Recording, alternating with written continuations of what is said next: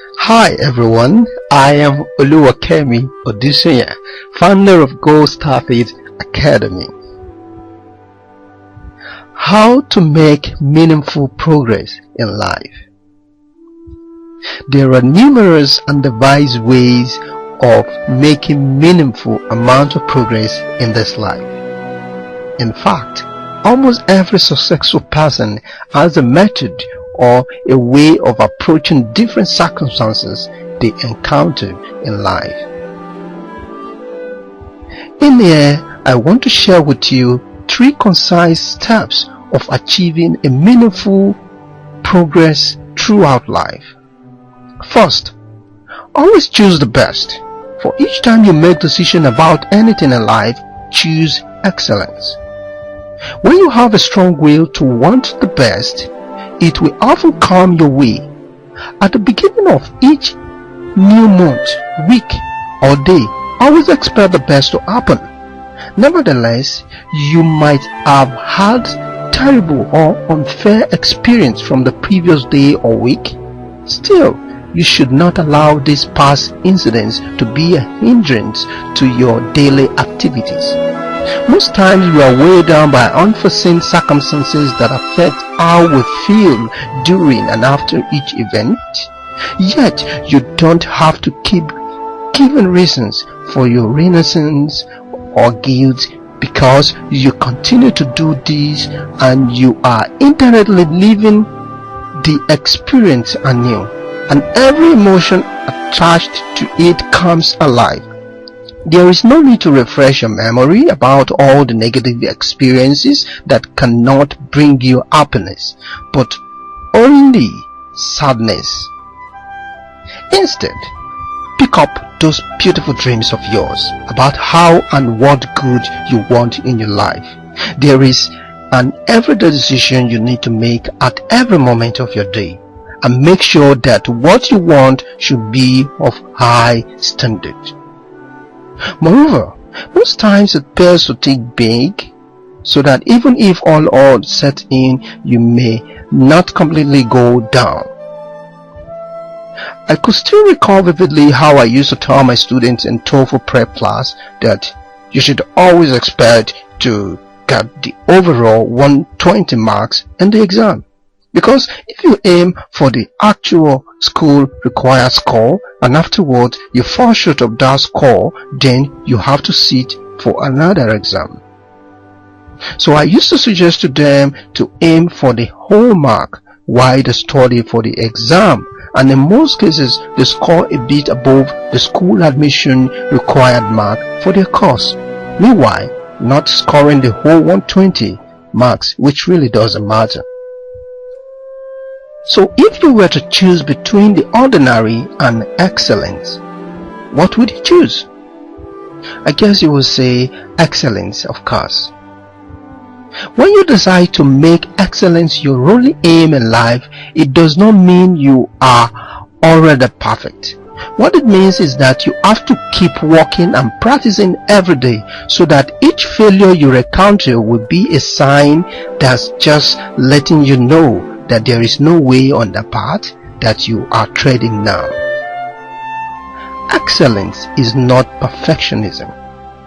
It is just having the desired goal in mind while taking every step of action. It is a pursuit of purpose, of knowing that when you put your consistent effort on whatever you do, you become more of who you want to be.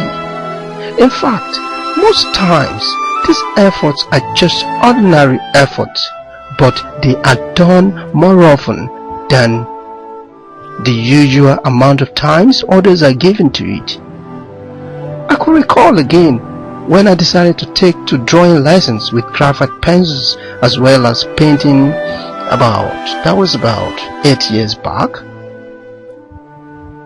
I enrolled for this art class of about 20 students. It happened that I was the very best realistic pencil drawing student among all within just a month of starting the class.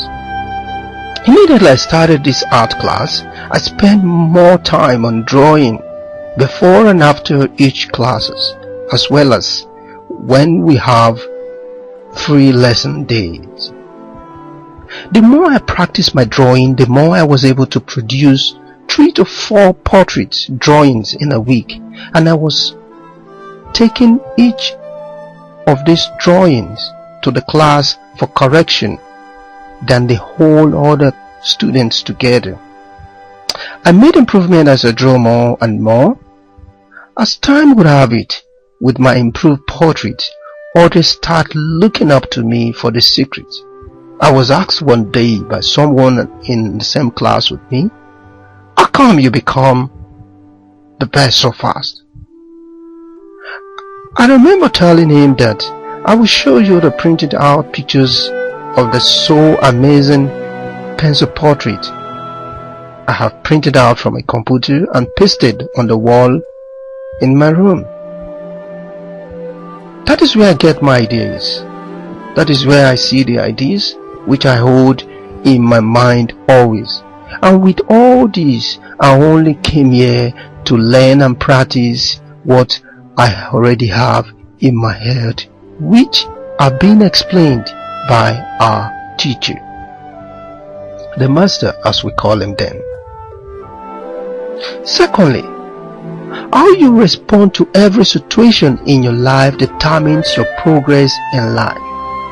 But first, you have to realize that your responses is determined by your interpretation of every circumstances in and out of your environment, and that is to say, what does failure and success mean to you?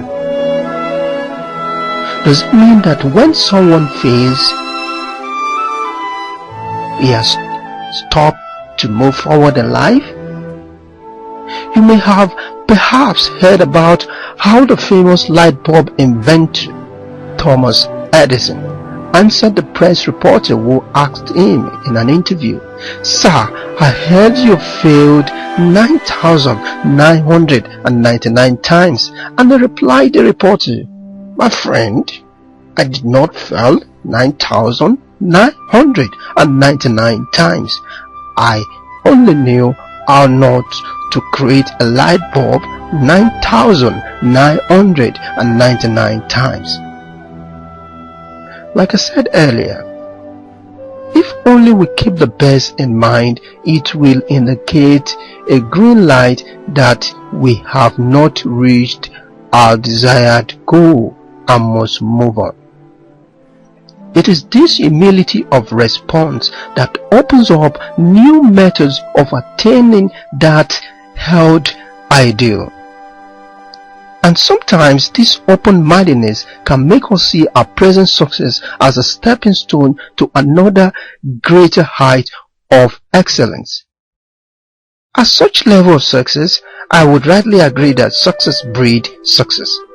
It is just like plucking a mango fruit from a mango tree and planting it to grow another mango tree. That is what I call real progress in life. When you reach the top of any endeavor in life, you either help others to reach theirs, or as well as you too still making your life a continuous learning. You learn new ways of not only staying at the top, but also new approaches of building to another top. And it is only your best interpretation of what success and failure means to you as you move on that will surely determine how you respond to every good and bad situation that happens in and out of your environment.